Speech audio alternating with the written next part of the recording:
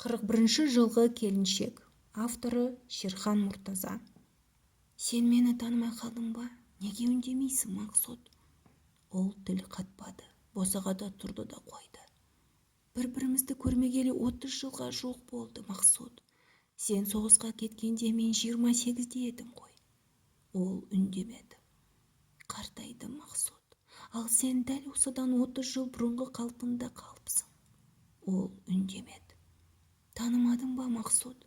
Мен Хадишамын ғой. Сені әне келеді, міне келеді деп отыр едім. Жұрт көрсе сені менің балам дер. Сен сірә сол сөзден қорқып тұрсың ғой. Ол үндемеді. Босағада тұрғаның қалай, Мақсұт? Төрге шық, өз үйің ғой. Хадиша Мақсұтты қолынан ұстап, төрге алып шықпақ болып ілгері аттайын деп еді, орнынан қозғала алмады. Арада 2 адым жер, бірақ алынбас асу сияқты. Жілігіне қорғасын құйып жерге қағып қойғанда тырп етуге дәрмен жоқ. Ал Мақсұт табалдырықта әлі тұр. Сенің келгенің жақсы болды, Мақсұт, дейді Хадиша. Туысың Шалабайдың қорлығына шыдай алмай сені айқайлап тұрып шақырып ем, естіген екенсің. Шалабайдың былтыр күйеуге тиген қызы төркініне түсе келіпті. Ол қызды сен көрген жоқсың, мұнда туған бала ғой. Қағынып былтыр байға қашып кеткен. Шалабай қызына енді сенің өлігіңді ғана көрейін деп еді. Бәлені ме құдасы бақуат неме екен. Шалабайдың көмейіне тас тығылған қасқырдай болды да қалды. Тас қауып тапқанында ит жегір, мейлі ғой, қыз жат жұрттық. Күләй тұрмақ сенің жалғыз қызын, Жанар да әлдеқашан тұрмыс құрып балалы шағалы боп кеткен.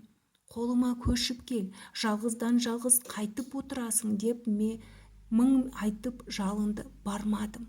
Мақсұттың үйінің түтіні өшпесін, отырамын осында дедім. Ой, алжыған басым, бірді айтып біріне кеткенім. Бәрі анау Шалабайдың қызы Күләйдан шықты ғой. Күләй күйеуімен келіп түсті. Ауыл болып жиылдық. Күйеуімен Күләй алып келген қоржынның аузын өзім ашамын ғой деп отырғанмын. Ата жағынан алғанда менен жақын кімі бар Шалабайдың? Аталастан осы Мақсұттың үйінен жақын ешкім жоқ қой. Біле білсе білмеді. Айдаладағы Ақшай кемпір ұстады қоржынның аузын. Ақшай кемпірдің бүгінде мұрнынан есек құрт түседі. Шалы қасында 3 бірдей келіні қызметін істеп тұр. Цифрлеп 8 бөлмелі үй салдырған, балаларының бас-басына мотоциклі бар. Шалабай, шіркін, сенің інің менің қайным ғой. Қайын болмай қата қалғыр, қоржынды маған ұстатуға жарамады. Бұрын бір құдайдың басқа салғанына көніп, жоқшылықты да, тоқшылықты да көріп көндіккен бас қой мына бас, бірақ ана қорлыққа шыдамадым.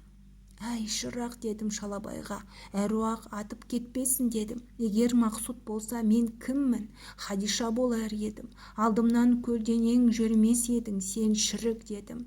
Мақсұт жоқ болғаннан соң мен сияқты жетім кемпірді елемейсің дедім. Әруақ атқыр болмасаң анау Ақшай кім, мен кім дедім. Жөн білмейтін қандай көргенсіз едің дедім. Тұқшиып төмен қарап жер шұқылайды, жерге кіргір. Ал әлгі Ақшай құтырсын. Алды артыңның бәрін жалмаған қақпас деді мені. Өліп қалмай жападан жалғыз неғып отырсын? Қоржынның аузын ұстаған сенің не теңің қақпас деді.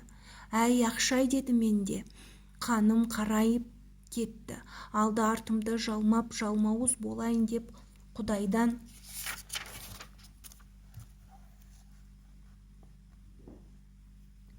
тілеген жоқпын дедім. Мақсұт көппен бірге әскер кетті. Сенің байың Құрақбас құсап әскерден қашып 3 жыл бойы тауда тағы боп жүрген жоқ едім. Қызым Жанар болса тұрмысқа шықты, құдайға шүкір, қазір балалы шағалы дедім. Өзім болсам Мақсұттың отын өшірмей түтінін түтеп отырмын. 40 жыл қырғын болса да ажалды өледі. кебенек киген әйтеуір бір келеді. Мақсұт үйден кебін киіп аттанған жоқ қой, дедім. Оны мен семіз деп сойған жоқпын, етті де деп сатқан жоқпын, мен қайдан қақпас боламын, дедім. Сөйтіп ем, сорлысың, сорлы, деп ақша ернін шығарды. Ерніне күйдіргі шыққыр. Тағы 30 жыл күт, келеді Мақсұт, деп кекетті. Күтемін, дедім. 100 жыл күтемін, дедім. Сөйттім де ызға шыдай алмай айқай салып далаға атып шықтым. Қайдасың, Мақсұт, деп айқайладым. Үйге енді кіріп отырғанымда осы еді. Сен келіп қалдың, Мақсұт. Ақша енді не бетін айтар екен, бәлем. Кісімсіп, қыздан келген қоржынның аузын ұстап, дәрежеге жетісіп еді. Енді қарабет болды, қараң қылғыр. Ол үндемеді. Бәрін үнсіз тыңдап босағада әлі тұр. Неге үндемейсің, Мақсұт, деп Хадиша сонда шыңғырып жіберді. Хадиша өз даусынан өзі шошып оянды. Кәдімгі үйі. Үйде шақыс өзі таң атып қалыпты. Сиырды сауып табынға қосатын уақыт болыпты. Шыннан тағы да түспе, деді өзіне өзі. Шыннан Мақсұт бір тіл қатпады ма, деді өзіне өзі. Ал шындығында Хадиша Ақшайдан көрген қорлығын арыз етіп айтқанда, сол түсте Мақсұт сай сүйегі сырқырап егіліп еді. Қаншама жұбату сөздер айтып еді Хадишаға. Бірақ өлгендердің көзінен еш уақытта жас шықпайды. Өлгендердің сөзін тірілер еш уақытта есіте алмайды. Ал Хадиша болса, Мақсұт тым болмаса түсімде көргенде неге бір тіл қатпады, деп әлі аң-таң.